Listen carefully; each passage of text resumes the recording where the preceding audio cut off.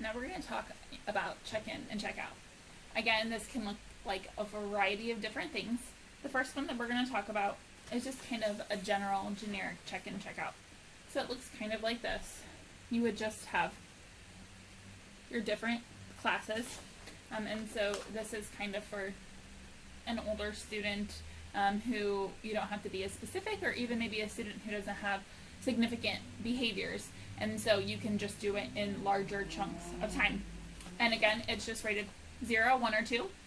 What's important is that you really want to make sure you're defining what a 0 is, what a 1 is, and what a 2 is. So for this, a 0 is, they didn't do anything at all, even with prompts and encouragement. A 1 might be they're completing something with 1 extra prompt, or the behavior is mild. And then a 2 would be, they're completing it just like every other student in the classroom. They're acting like every other student in the classroom. The behaviors here are just be responsible, be respectful, and be safe.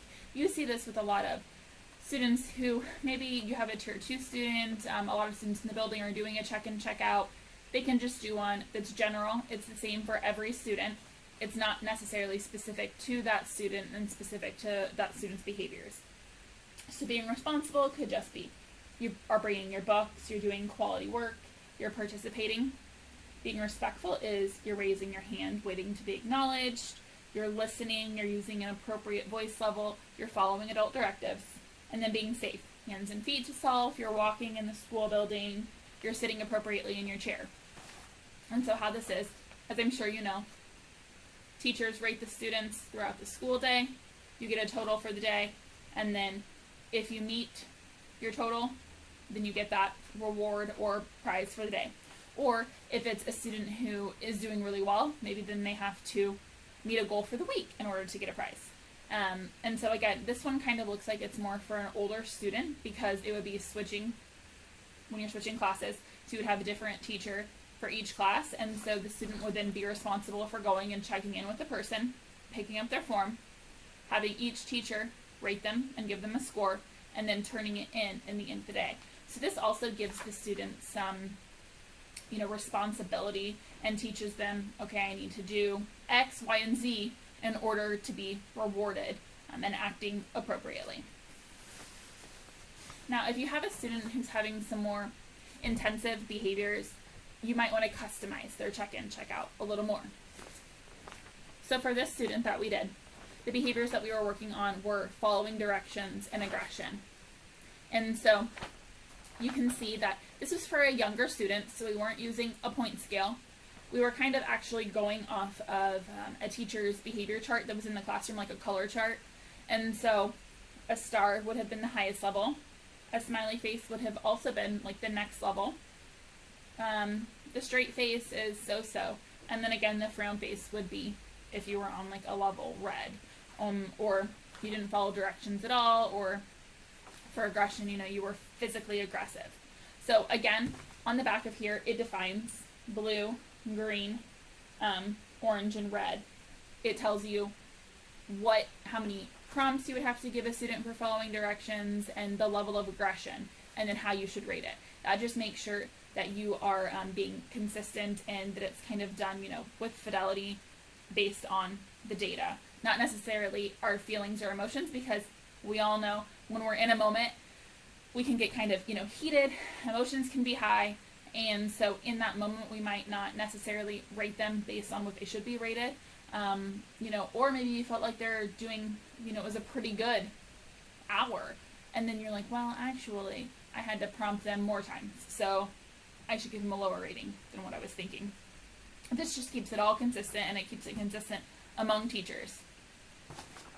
Also here, though, you can see this is a pretty detailed check-in, check-out, and so there's also a feelings check-in. So the video that I just went over about, feelings and emotions chart, this check-in, check-out also ties into it. And so each subject, when the student is getting rated, they're also checking in on the feelings. So how did you feel after this subject? Oh, okay, so you can see when you were happy and calm, you were getting these good ratings. However, down here, when you were angry and you got a little aggressive, look at how these bad ratings are. And it kind of helps, again, the student self-monitor and self-regulate and recognize some of those triggers and behaviors. But overall, it also mentions, did they earn a break? Did they get a reward?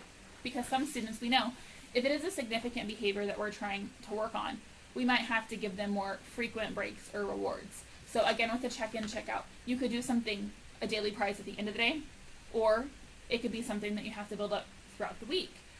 But for some students whose behavior is more significant and we kind of need to nip it in the bud sooner rather than later, we might have to give more immediate rewards. So it could be something like morning and afternoon that they need to meet points to earn a reward, or it could be something every 2 subjects, after every subject.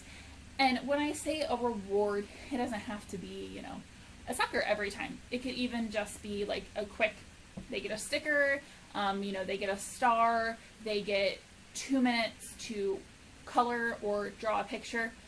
Again, it can be, it doesn't have to be something huge every single time. It can be monitored and tailored for the specific situation in that child. But this just kind of shows that there are varying degrees and levels that you can do a check-in, check-out. It can be very general, or it can be more specific, and on that spectrum there are tons of different things that you can do. There are a lot of choices. So again, just make sure if you don't feel comfortable or you aren't sure, go and talk to another teacher, come and talk to us, talk to anyone in your building, and we can come up with something that's going to work for you and for your student. I'm going to show you just another kind of way. It's not necessarily, what I'm about to show you isn't a form like this, check-in, check-out. There could be a data tracking form that goes with it that would be fairly easy to do. But what I'm going to show you is, it's more of something that could go on the student's desk. And so I didn't cut these out or put the arrows, but you can see it's kind of like a meter. And so this one is a feelings meter. And so it's, I'm feeling okay, a little upset, frustrated, mad, a meltdown. This could just be on the student's desk. You could have a little arrow. This could just be if the student recognizes something, maybe they could, put the arrow on, I'm feeling a little frustrated. That could just let you know as a teacher, okay, they're a little upset. Maybe I don't want to push as hard. Maybe I want to give them some more warnings. Maybe I'll come over and ask them if they need some help. It just allows them to let you know that something is going on so that you can respond appropriately. And again, if you don't want to use the arrow, you could even have something like a little pom-pom or maybe a small cup, and the student could just put it on whatever they're feeling at that time as a way for you to know. And while that is a feeling one, there are other things that you can do. So there's a work speed meter. This would be just one that the student would have on their desk. Not necessarily anything that they're changing, but it could be something that you are changing. And so like, oh, you're doing a great job. Maybe you need to speed up a little bit.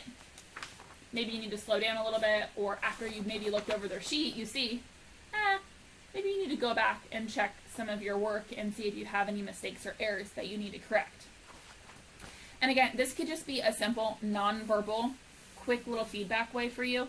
Again, it could be, you could have the arrow, you could use a pom-pom, anything of those sorts, and you could just like go and, okay, and then move it. So then it's just a quick way for you to let the student know what you're thinking, how you're feeling, and give them some feedback. They also have this for like a volume meter. Maybe they're being too loud, so you would put it on, we're using this voice, or maybe you need to, to speak up, or hey, you're doing a great job.